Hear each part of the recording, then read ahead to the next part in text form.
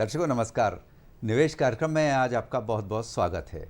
आपने एक बात ज़रूर सुनी होगी या कहीं रोड पर भी बोर्ड देखे होंगे, उसमें अक्सर लिखा रहता है या अक्सर कहा जाता है कि सावधानी हटी दुर्घटना घटी। बिल्कुल सही है और ये बात जीवन में हर व्यक्ति के लिए हर क्षेत्र में लागू होती है। सावधानी या सतर्कता कितनी ज़रूरी है सबकी ज़िंदगी में, ये हम आज इस प्रोग्राम में इस पर बात करेंगे। निवेश में आर्थिक मामलों में सतर्कता या सावधानी कितनी ज़रूरी है और क्या उसके टिप्स हैं, किस तरह से आप सावधानी रख सकते हैं ताकि आपका निवेश सुरक्षित रहे और लाभदायक बने। आज इसी विषय पर बात करने के लिए हमने अपने स्टूडियो में आमंत्रित किया है professor doctor Chanchal Kumar button जी को।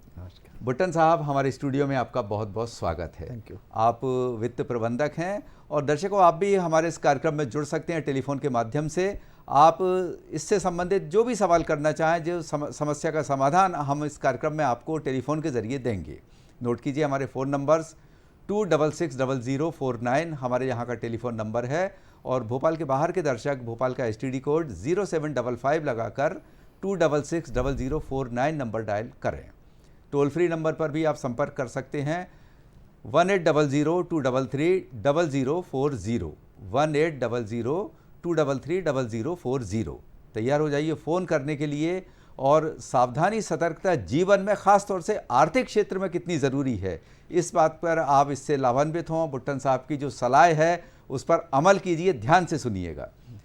तो बुट्टन जी, जैसा कि हमारा आज का विषय है जी सुरक्षित निवेश जी। और कहना चाहिए कि सुरक्षित निवेश, सुरक्षित जीवन, सुरक्षित भविष्य, ये सब एक साथ आते हैं। जी जी। तो आप क्या इस बारे में दर्शकों को बताना चाहेंगे कि सुरक्षा कितनी ज़रूरी है हमारे जीवन में और आज की भौतिक युग में? जी देखिए, हमको एक बहुत बड़े टीचर मिले हैं और उस टीचर का नाम है कोविड-19। बिल्कुल सही है। उस कोविड-19 ने हमको ये बहुत अच्छे से समझा दिया है कि अगर हमारे पास उचित रूप से निवेश नहीं था, जिनके पास, और निवेश भी सुरक्षित नहीं था, तो उनको जीवन के लिए भी बहुत बड़े मूल्य चुकाने पड़े, उनको बहुत कठिनाइयों का सामना करना पड़ा। तो कोविड से हमने एक बात जरूर सीख ली है कि हमें कितनी भी आमदनी हो, चाहे उसका स्तर बहुत बड़ा हो चाहे उसका स्तर बहुत छोटा हो, उसके अनुपात में बचत और विनियोग अवश्य करना चाहिए। अगर ये उसमें नहीं होता है तो शायद हम भविष्य में काफ़ी सारी और ज़्यादा कठिनाइयों का सामना करेंगे। बिल्कुल सही है। आपने जो उदाहरण दिया कोविड का, उसमें सावधानी भी थी और बचत भी थी। जिन्होंने इन्वेस्टमेंट किया हुआ था खासतौर से म्यूचुअल फंड में या कहीं भी, उनको रिटर्न बराबर मिलता रहा और सावधानी इसमें थी कि जो सावधान रहा वो सुरक्षित रहा। हाँ, क्योंकि बहुत से बीच के स्पेस ऐसा हो गया था कि लोगों की नौकरियां छूट गई, उनके पास रोजगार नहीं था, पैसे नहीं थे, तो उनके पास जो बचत की हुई थी, विवेकपूर्ण बचत, वो सिक्योर्ड थी और उसके हिसाब से उन्होंने काफी अपने आप को सेटल किया। अब बचत की बात की आपने तो पहला एक सवाल खड़ा होता, बल्कि यक्ष प्रश्न है आज के महंगाई के दौर में और खासतौर से एक मध्यम वर्ग की जो जिसकी आमदनी कम है, खर्चे ज़्यादा हैं, लेकिन निवेश भी बहुत ज़रूरी है। तो उनके लिए आप किस तरह से रास्ता सुझाएंगे कि मध्यम उनकी आमदनी हो और उसके बावजूद भी वो निवेश के लिए अपना धन निकाल सके? कैसे ये संभव है? क्या ये संभव है भी? बिल्कुल संभव है, बिल्कुल संभव है। थोड़ी सी जागरूकता की आवश्यकता है। जी। देखिए, पहली बात तो ये हमें समझनी चाहिए कि परिवार का जितने भी सदस्य हैं परिवार में, उन सबकी प्राथमिकताओं का हम अवलोकन करें। उनकी प्राथमिकताओं को पूर्ण करने के बाद ही हमारे पास जो पैसा बचेगा उसके ऊपर ही हम निवेश और बचत की बात कर सकते हैं। अगर हमारी प्राथमिकताएं इतनी ज़्यादा हैं और वो टाली नहीं जा सकती तो उसके बाद हमारे पास कुछ बचता ही नहीं है। लेकिन अगर किसी के पास 5,000 रुपये भी सैलरी मिलती है अगर किसी को, तो उसको भी मैं हमेशा सलाह देता हूँ कि उसमें 500 रुपये का SIP ले लो। तो ऐसा बिल्कुल संभव नहीं कोई बोले कि मेरे पास पैसे नहीं बचते। तो आपको हर अपनी आमदनी को इस तरह से व्यवस्थित करना चाहिए कि उसका एक भाग अनिवार्य खर्चों के लिए हो, दूसरा भाग टाले जाने वाले खर्चों के लिए हो और तीसरा अनिवार्य रूप से बचत हो। आमदनी की सीमा कुछ भी हो, आपको ऐसा ही करना है। बिल्कुल बिल्कुल सही है। एक दर्शक हमसे जुड़ चुके हैं, विपिन जी हैं सागर से। उनका सवाल जान लेते हैं। हेलो हेलो, सागर से बात कर रहा हूँ। जी विपिन जी, स्वागत है।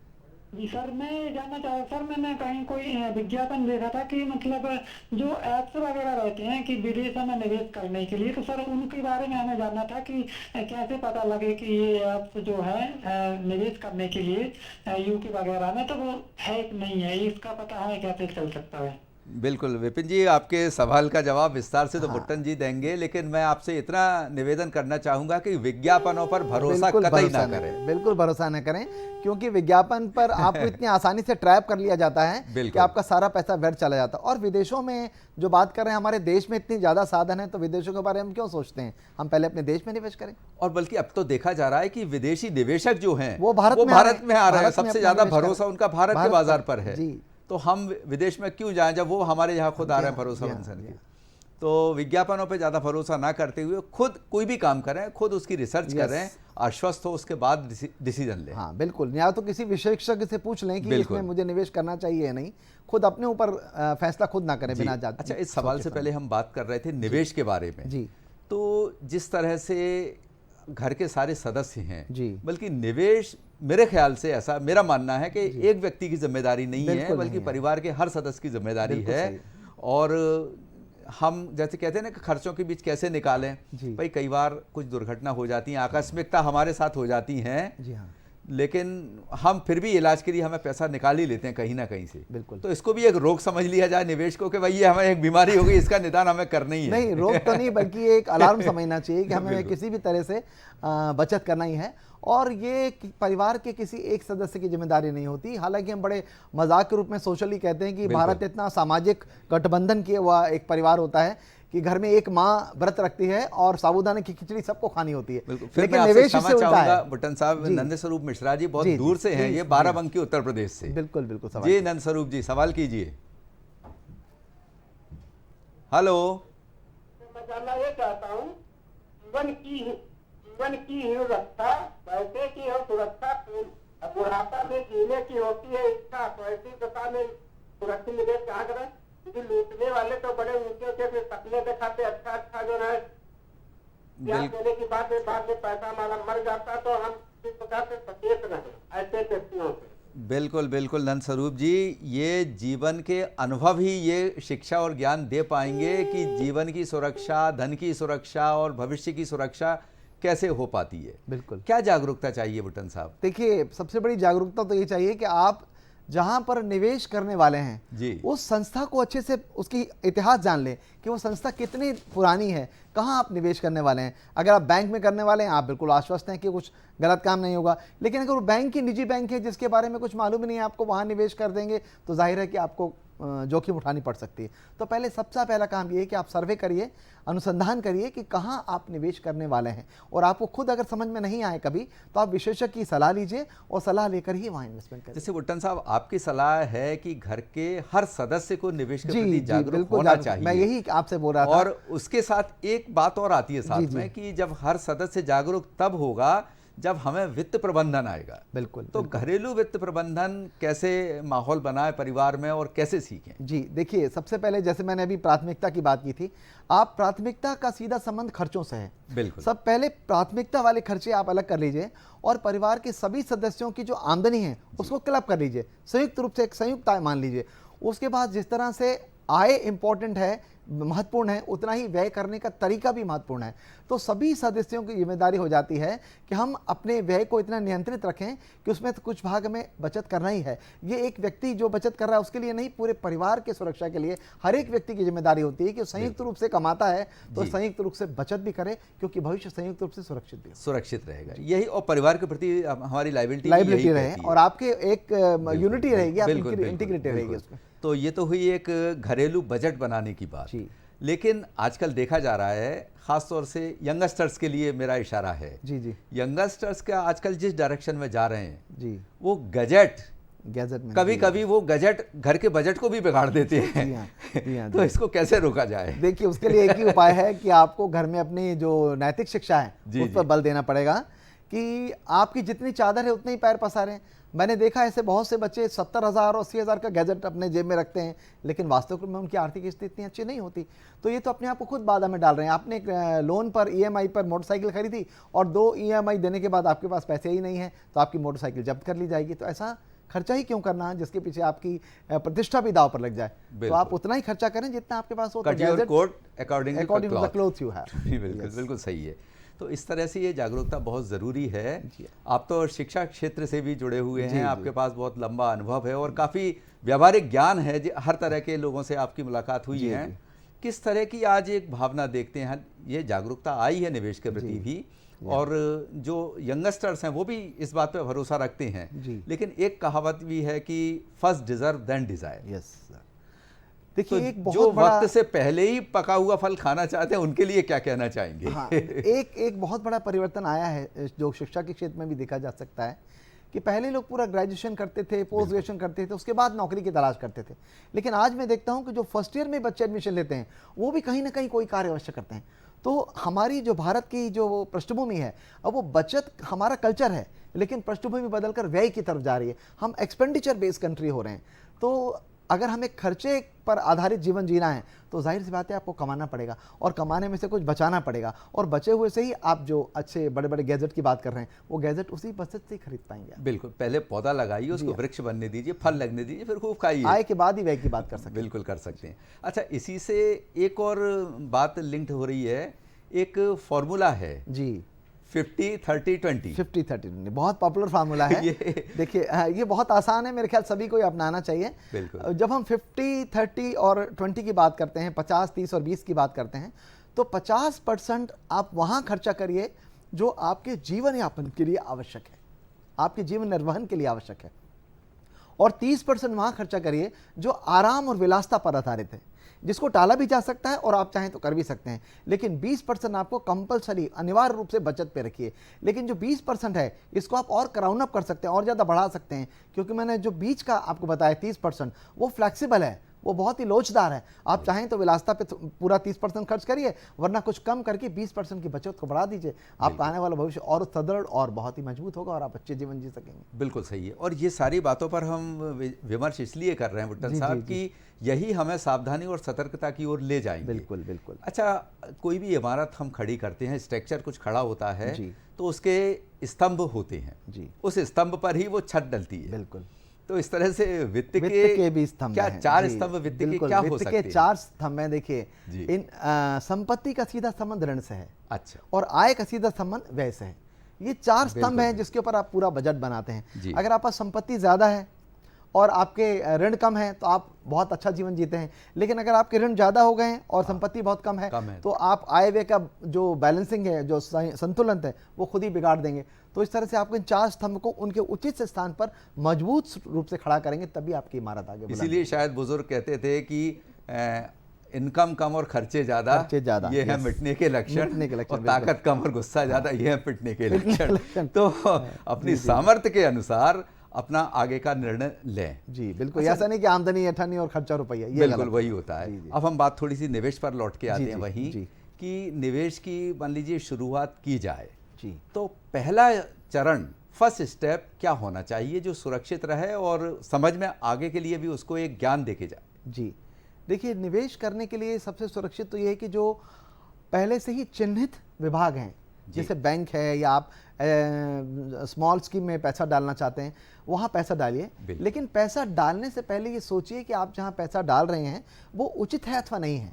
इसके लिए आप बेहतर होगा कि आप एक वित्तीय सलाहकार की सलाह ले लें, क्योंकि हमेशा ध्यान रखिए कि जो स्वयं भी वित्तीय सलाहकार है वो अपने वित्त का जब प्रयोजन करता है पोषण के बाद, तो वो किसी दूसरे वित्तीय सलाहकार से करता है, स्वयं नहीं करता। उसका कारण एक ही है कि जब हम अपने वित्त का प्रबंधन दूसरे के हाथ में देते हैं तो वो पार्शलिटी से अलग, पक्षपात से अलग होकर करता है, तटस्थ होकर करता है। अगर हम खुद सोचते हैं नहीं अभी थोड़ा मुझको उसकी ज़्यादा ज़रूरत है, यहाँ मैं खर्च कर लेता हूँ, तो हम थोड़ा बेईमान हो जाते हैं। इसलिए कोशिश ये करें कि आप किसी विशेषज्ञ की सलाह लें और उसको अपना वित्त प्रबंधन करें। यहाँ भी मेरे को फिर वो सीन आता है कि बार बार खुद अपनी कटिंग नहीं कर सकती। बिल्कुल नहीं कर सकते। वो भी दूसरे से ही कराता है, भले उसके यहाँ दुनिया जाए कटिंग कराने, लेकिन वो अपनी नहीं कर पाता। जी। और उसे डरे नहीं, डर के आगे जीत है। डर के आगे जीत है। ये ऐसा फार्मूला है कि हमेशा याद रखिए कि हमें इन्वेस्टमेंट करने के बाद नुकसान होगा, इसके डर से हम इन्वेस्टमेंट करेंगे ही नहीं तो हमारा भविष्य वैसे ही अंधकार में चला जाएगा। हमें डरना नहीं है, बल्कि सुरक्षित निवेश करना है ताकि हमारा भविष्य सुरक्षित रहे। बिल्कुल, रिस्क के बिना तो कुछ नहीं होता। बिल्कुल, रिस्क तो लेना पड़ती है, जीवन ही एक रिस्क है, जबकि आपको लेना चाहिए। जितना दर्द लेंगे उतना आनंद उठाएंगे। आनंद उठाएंगे। अब जो निवेश शुरू कर दिया है तो आजकल ऑनलाइन का भी ज़माना है, जी हाँ। मैक्सिमम ऑनलाइन से ही हो रहा है। बिल्कुल बिल्कुल। तो ऑनलाइन का ट्रांजैक्शन करते समय जी पैसे का जब भी हम लेन देन करते हैं, जी। ऑनलाइन करें या ऑफलाइन, तो उसमें क्या क्या सावधानियां और क्या ऐसी बातें हैं जिन पर पहले हमें गहन अपना विचार कर लेना चाहिए? ये बहुत गौर आपने करना- इम्पोर्टेंट क्वेश्चन पूछा है, बहुत इंपॉर्टेंट प्रश्न है। मैं आपको इसके सिर्फ 3 पॉइंट बताना चाहता हूँ। पहली बात, आप हमेशा विज्ञापनों में भी देखते हैं, हाँ। अपना पिन किसी को मत बताइए। बिल्कुल सही है। दूसरी बात, अपना पासवर्ड कभी शेयर मत करिए। और तीसरी बात, अगर आप इस टेक्निक से, इस गैजेट को इस्तेमाल करना नहीं जानते तो इस क्रिया को बिल्कुल इस्तेमाल मत करिए जब तक कि आप उसमें एक्सपर्ट न बन जाएं। बिल्कुल सही है। पिन में गलती बच सकती है, पासवर्ड में गलती बच सकती है, लेकिन आपको आता ही नहीं, आपने गलत जगह पिन कर दिया तो आपका सारा पैसा चला जाएगा। तो अगर आपको कोई टेक्निक की जानकारी नहीं है तो पहले सीखिए, तभी इसकी हिम्मत करिए, नहीं तो नहीं करिए। क्योंकि कई बार होता है गांव के भोले वाले लोग पुराने ज़माने में तो क्या था, जब चिट्ठी आती थी लोग पढ़ना नहीं जानते तो दूसरे को दूसरे वही से चिट्ठी पढ़वाते। पढ़ देती थी। लेकिन अब पासवर्ड दूसरे को नहीं दे सकते। पासवर्ड दूसरे को नहीं ये देते, पिन नहीं बिल्कुल। दे सकते। तो ये जी। सावधानी बहुत ज़रूरी बहुत है, ज़रूरी है ना? जी अच्छा, जब हम सुरक्षित निवेश की बात करते हैं जी कि जैसे कि लोग पढ़ते हैं, लिखते हैं, करियर बनाने के लिए पढ़ाई, आजकल कई लोग, मैक्सिमम सबका उद्देश्य लगभग यही होता है। वैसे तो एक पढ़ाई का उद्देश्य है अच्छा इंसान बनना, अच्छा नागरिक बनना, बिल्कुल। लेकिन वो सुरक्षित भविष्य भी देता है। बिल्कुल। तो अध्ययन की तरह क्या निवेश भी, सुरक्षित निवेश भी सुरक्षित भविष्य की ओर हमें ले जाता है? अवश्य ले जाता है, क्योंकि आप पहले बच्चे जब प्राइमरी स्कूल में आता है तब जी। से उसको बोलिए कि आपकी पॉकेट मनी में से इतना पैसा बचा लो। जब बच्चा वहाँ से बचाना सीखता है तो उसके पास एक धारणा रहती है कि मुझे अगर उच्च शिक्षा जाना है मुझे पैसे चाहिए, तो मैं कैसे बचाऊंगा। शुरू से वो पॉकेट मनी से बचाता है, फिर उसके पास खुद कमाना शुरू करता है। पढ़ने के साथ साथ कमाना आजकल फैशन हो गया है। अपना खर्चा खुद निकालता है बच्चा, उसमें से बचत भी करता है, और फिर ये आसान हो जाता है कि बहुत अच्छी, जैसे आपने बताया कि निवेश करना भी एक प्रकार का एक साइंटिफिक इंस्ट्रूमेंट है आपके पास, एक वैज्ञानिक तंत्र है जिससे कि आप हायर एजुकेशन में बहुत आसानी से जा सकते हैं। और एक बार हायर एजुकेशन से आप पास आउट हो जाएंगे तो आपका भविष्य वैसे ही चमकदार बनेगा। और दूसरी बात बुटन साहब, मेरा ये मानना है कि जब पैसा हमारे पास पर्याप्त होता है, धन की व्यवस्था पर्याप्त है, तो हमारा आत्मविश्वास भी बढ़ता बिल्कुल, है। आपका आत्मबल, और जहां आत्मविश्वास है वहां विजय है, कुछ भी कर सकते हैं, वहां फिर आपकी विजय आपकी है, विजय आपकी है। और पैसे से बड़ी ताकत किसी में नहीं होती है। पैसा सब कुछ नहीं है, लेकिन बहुत कुछ है। ये बिल्कुल सही है। तो आत्मविश्वास बढ़ाने के लिए, अपना उज्जवल भविष्य बनाने के लिए, भविष्य सुरक्षित रखने के लिए एक सुरक्षित निवेश और अपने को बहुत ज़रूरी है उसमें। जी हाँ, बिल्कुल जी। कि सुरक्षित निवेश के भी बहुत सारे हमारे पास सेक्टर्स होते हैं जी। जैसे कि बैंकों में तो आपने बताया ही कि बैंकों में निवेश परंपरागत एक कह सकते हैं इसको, गोल्ड में निवेश, बैंकों में निवेश, प्रॉपर्टी में निवेश, ये पहले। लेकिन अब कुछ नए इसमें समय के साथ नए आयाम जुड़ गए हैं। जी हाँ। म्यूचुअल फंड भी अब लगभग पुराना और काफ़ी प्रचलित हो चुका है। हाँ जी, है ना? कुछ सुरक्षित निवेश के लिए डेट फंड्स होते हैं। जी हाँ, गवर्नमेंट सिक्योरिटीज हैं, एनपीएस हैं, गोल्ड बॉन्ड ले सकते हैं, गोल्ड बॉन्ड ले सकते हैं, एनपीएस हैं, सुकन्या समृद्धि योजना भी उसमें से। सरकार बहुत सुरक्षित है, पूरी तरह सुरक्षित है। कुछ पोस्ट ऑफिस की भी स्कीम है। वैसे सुरक्षित तो आप, सबसे बड़ा सुरक्षा है आपकी जानकारी। अगर आप शेयर में भी इन्वेस्ट कर रहे हैं और आप जानकार हैं और आप ईगल की तरह विजिलेंट आई रख रहे हैं, ईगल की तरह आंखें चौकन्नी रख रहे हैं, तो सुरक्षित है, कुछ नुकसान नहीं होगा। लेकिन आप पहले जानकारी रखिए, उसके बारे में ज्ञान रखिए। शेयर्स में भी आपको बहुत जल्दी कम समय में बहुत पैसा मिल सकता है, लेकिन जानकारी नहीं तो कम समय में सब कुछ जा भी सकता है। बिल्कुल सही है। जो विश्व के सफलतम और महानतम जो एक इन्वेस्टर जिन्हें माना जाता है, वॉरेन बफेट साहब जी, उनने भी शायद कहीं ये कहा है कि आप घोड़े पर दाव लगाइए, टट्टू पर नहीं। बिल्कुल। यानी कि कंपनी की प्रोफाइल पूरी चेक कर लें, आपका जो फाइनेंशियल एडवाइजर है उनका भी पूरा खोजबीन कर लें। बिल्कुल, आपके हिसाब से हारने वाली लड़ाई कभी नहीं लड़नी चाहिए, नहीं लड़ना चाहिए। जहां जीत निश्चित है वहीं दाव लगाइए, वहीं दाव लगाना चाहिए। बहुत बढ़िया। तो ये सारी खोजबीन कैसे की जाए? कंपनी का हमें सच्चाई कैसे पता कि जो कंपनी ने दिया है वो सही है उसका डाटा, या जो ब्रोकर हैं, जो फाइनेंशियल एडवाइजर हैं? जी हाँ, जी हाँ। क्योंकि पैसा तो सबका मन बदल देता है। देखिए, कंपनीज में अगर आप किसी के भी शेयर खरीद रहे हैं तो हर एक कंपनी की balance sheet already publish data है, प्रकाशित होती है। जी जी। वो पिछले 5 साल की कम से कम आप उनकी बैलेंस शीट देखिए, उनकी संपत्ति का नेट एसेट वैल्यू देखिए, उसके हिसाब से ही आप इन्वेस्ट करिए। जनरली क्या होता है, लोग सोचते हैं कि शेयर्स की वैल्यू बढ़ रही तो इन्वेस्ट कर लें, वो गलत समय है। बिल्कुल, वो सही समय नहीं है, क्योंकि जब बाजार बढ़ रहा है उस वक्त हम इक्विटी प्रोडक्ट खरीदेंगे तो जाहिर है हमें नुकसान ही होगा।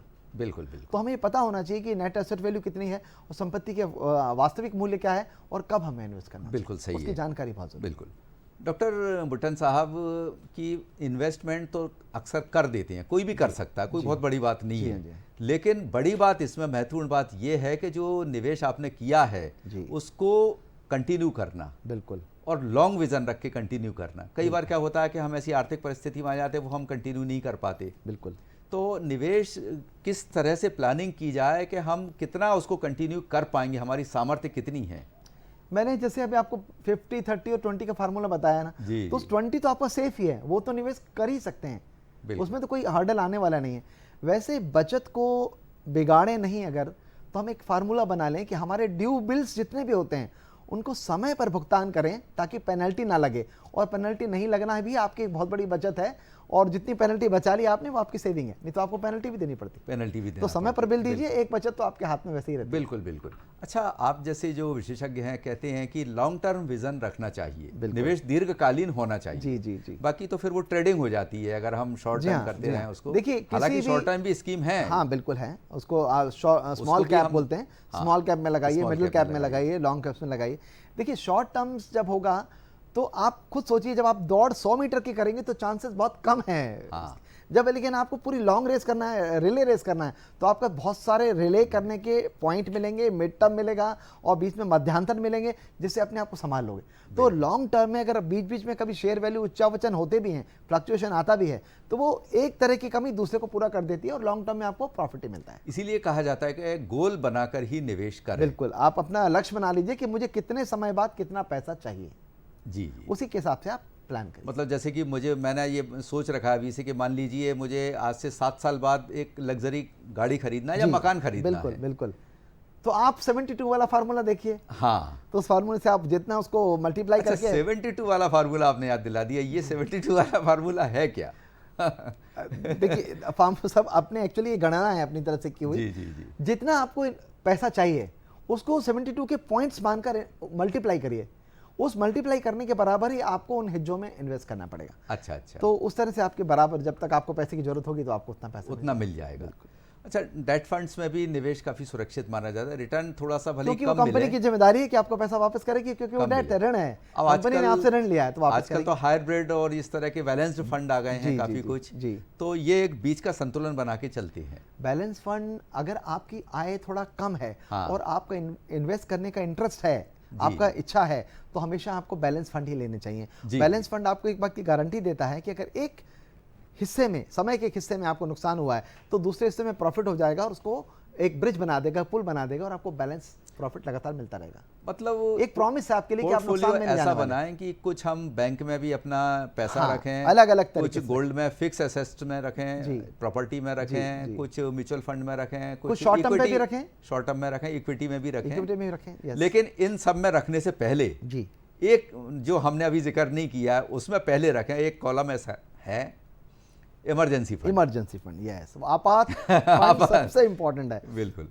ये दो तरह का है, एक में तो है, मैं बोलूंगा उसको कि एक बहुत मोह से भरा हुआ है और एक बिना मोह का है। जो मोह से भरा हुआ है वो एक ऐसा फंड है जो आप बिना बैंक में किसी को बताए, बिना किसी जीवन साथी को बताए, ऐसी जगह रखते रहिए जो किसी को पता ना हो। तो आपको बहुत ही, जैसे कोरोना में आपने देखा लोग जो उन्होंने फंड जो इस्तेमाल किया, वो ऐसा फंड था जो उन्होंने कहीं भी डब्बे में छुपा के रखा हुआ था, वो काम आ गया। तो ये आपने मोह नहीं किया, और आप जब आपको मोह बढ़ जाता है तो आप और मल्टीपल चाहते हैं तो आप ऐसी जगह रखिए जहां आपको ब्याज मिले। वहां पे ब्याज, डब्बा ब्याज नहीं दे रहा, बाकी सब डब्बे ब्याज दे। बिल्कुल बिल्कुल सही है। अच्छा, इस समय जो हमारा शेयर मार्केट का सूचकांक अगर देखा जाए तो बहुत अच्छी स्थिति में है ना, का 62 लगभग टच कर गया था, 62 प्लस हो गया, 62 हो गया है, ऑल टाइम हाइक पर है। तो इस परिदृश्य को देखते हुए अभी निवेश की क्या प्लानिंग की जाए, बड़े संक्षेप में बताइए क्योंकि कार्यक्रम का समय समाप्ति की ओर है। देखिए, ये मैंने अभी जैसे पहले कहा था कि आप क्या सावधानी रखेंगे, तो पिन मत दीजिए, पासवर्ड मत दीजिए, और अगर आप टेक्निक जानते नहीं है तो वहां उसको इस्तेमाल मत कीजिए। यहाँ पर भी ऐसा है, आपको निफ्टी के रेट्स पता चलेंगे, बीएसएफ के पता चलेंगे, लेकिन अगर आपको इन सारे सूचकांक को विश्लेषणात्मक तरीके से पढ़ना और समझना आता है, तभी इन पर वार करिए। अगर ये नहीं आता है विश्लेषण करना तो आपके लिए केवल मात्र अंक हैं, अंकों का कोई प्रभाव नहीं है। नहीं, बिल्कुल, बहुत आपने सारगर्भित जानकारी दी। और दर्शकों, इसी के साथ हमारे आज के कार्यक्रम का समय समाप्त हो गया है। बुट्टन साहब, आप हमारे स्टूडियो में पधारे, आपका बहुत बहुत धन्यवाद। दर्शकों, आपका भी बहुत बहुत धन्यवाद। अगली बार नए विषय के साथ हम फिर हाजिर होंगे, तब तक के लिए नमस्कार।